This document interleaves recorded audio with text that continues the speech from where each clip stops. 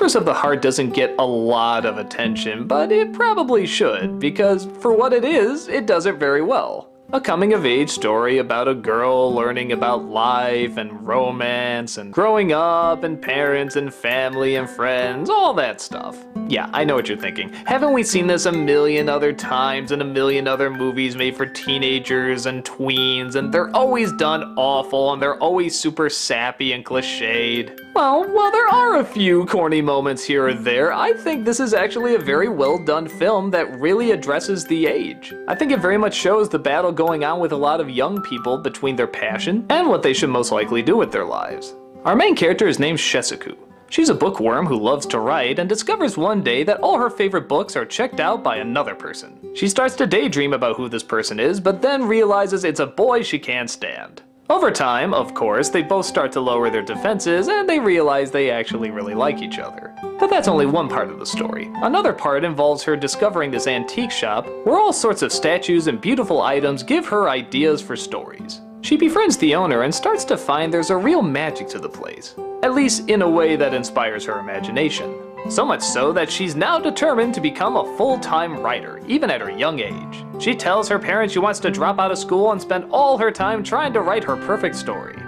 The parents, respectful that she wants to choose her own path, perhaps even a little too respectful, allow her to leave for a bit so she can do exactly that. Yeah, some would argue not the best choice, but then again, she does obviously learn her lesson, and I don't know, it's a little controversial, but it's an interesting talking point. And once again, that's kind of the very simple story. We're just following her around, seeing what her life is like, as she herself is trying to figure out what her life is like. Where is she going? What does she want to do? What's her destiny? What's her calling? All that fun stuff that teenagers ask themselves a million times when they're younger.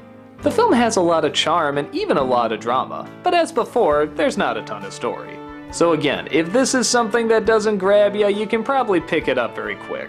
But I personally saw it as one of those annoying teen romp stories that were constantly advertised in America in the early 2000s, and hell, even nowadays I'm sure, that's actually done right and done with respect to its main characters, and just young people in general. You kinda get sucked into her stories, you really enjoy her relationship with the man who owns the shop. You kinda hope in a strange way maybe her and the boyfriend can get together even though they may not be perfect, or maybe they are perfect, I don't know, it's young love and that's the point of it. Even the corny scenes, I mean like the really corny scenes are still so damn likable. There's a scene where they're trying to learn this American song, and they're trying to learn it in English, which yeah, is a little weird with an American dub, but I think you can still catch on to what they're doing.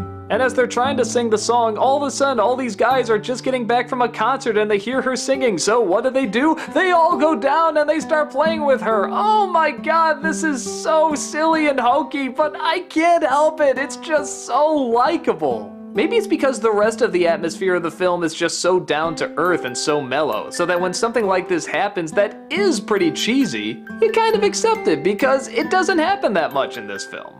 A kind of corny moment can play okay as long as the rest of it is mostly grounded in reality.